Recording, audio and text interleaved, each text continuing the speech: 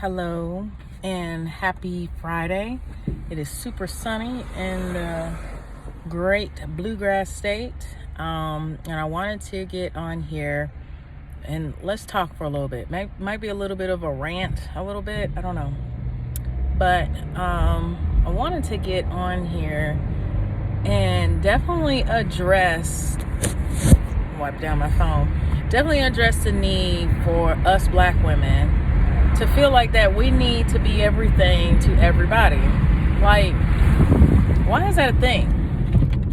Why is that a thing? Maybe does it go back into slavery days where people were removed from the home and we had to be, mother and father? When slaves had to wet nurse the slaves' master wives because maybe they couldn't breastfeed or whatever the case may be. Maybe it's been ingrained in our brains since slavery that we have to be everything to everybody. And I come on here right now to tell you guys, YouTube world, that I don't want to be that. I have no desire to be everything to everybody. And let me tell you why I have no desire to be everything to everybody. Because most of us are burnt out. Most of us are burnt out, and most of us are, as my dad used to say, bellying up earlier than what we should. And I don't have that desire. I don't have that desire to be everything to everybody. I think it goes back to asking yourself what is important to you. My family is definitely important to me. Faith first is important to me. My family is important to me. And when I think about those two order of things in my faith, I have to ask myself, even in just the things that I say yes to in ministry, why am I saying yes to this? Is me saying yes to this going to get me closer to God? That's the question. That's the template question that I have to ask myself. When I'm agreeing to a ministry, is me being in this ministry going to get me closer to God? That's important. That's super important. And then my family, it's all about being a good steward of the people that God has entrusted you with, because at any given moment, God can take them back, okay, without your permission, okay? And so that's so important to me in terms of my family, my health, okay? That could change at any moment's notice. But even then, being a good steward to my body is drinking the water that I need, eating properly, resting properly, not beating itself up, not having sex with some random man that's not my husband assigned by God. Those things are important to me. And I say all that to say that I think about the women that passed away untimely that had higher level administrative positions and higher education. Now, I love the industry. I like being in the industry. Everything about it I enjoy. But the need to be everything to everybody concerns me. It concerns me. It concerns me not only for myself, but it concerns me for all the other black women who are out there who have higher level positions in higher ed. Some of us, not all of us, some of us are burning ourselves out. We're wearing ourselves thin. I feel like being too busy is a sign of the enemy. The enemy wants you distracted. Okay, he wants you distracted to keep you from putting your focus on God. That is for sure. Okay, that is the ultimate. That's that part about faith. Okay, you need to ask yourself: is this getting me closer to God, or is this drawing me further and further away? Okay, I had to ask myself that question a couple of times. Like, is this drawing me closer, or is this pulling me further?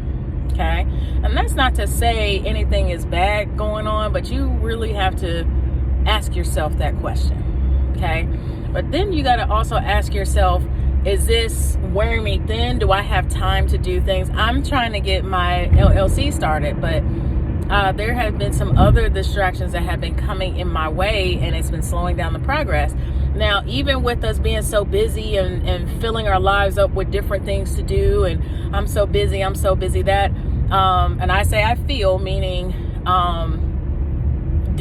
deep in my heart and in my mind, putting it together, I just feel like that we're filling ourselves on our calendars. And I honestly, and y'all can disagree with me if you want to, I feel like that is a broke mindset. Okay, you're broken, so you're trying to find stuff to do to distract you, and you're broke because you're spread too thin, not being productive with no more than 2 things. Okay, because you're stretching yourself way too thin. Now, you set up different streams of income, passive income, you set that up and you set it and you forget it. Okay, that's totally different. But when you go on, and I have to reevaluate this with myself, you go into job 1, job 2, job 3, job 4, but you still broke. You still broke.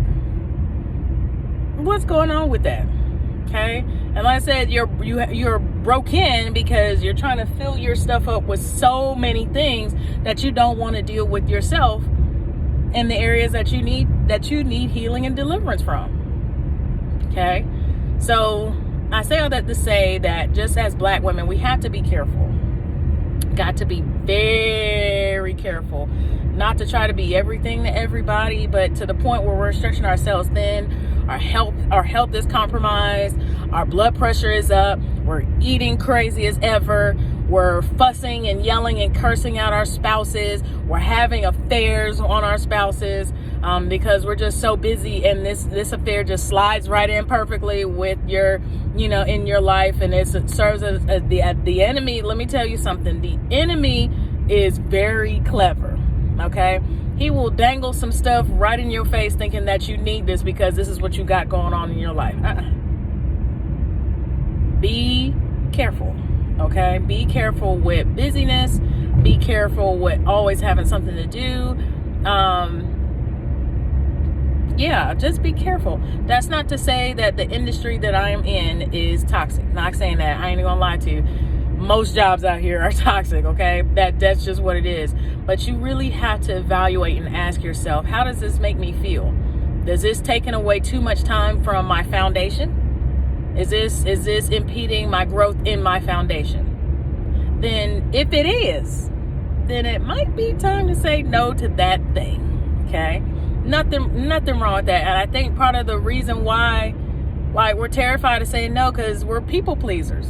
That's a whole nother conversation. We're people pleasers. So saying no to someone, you think that they're going to be mad at you.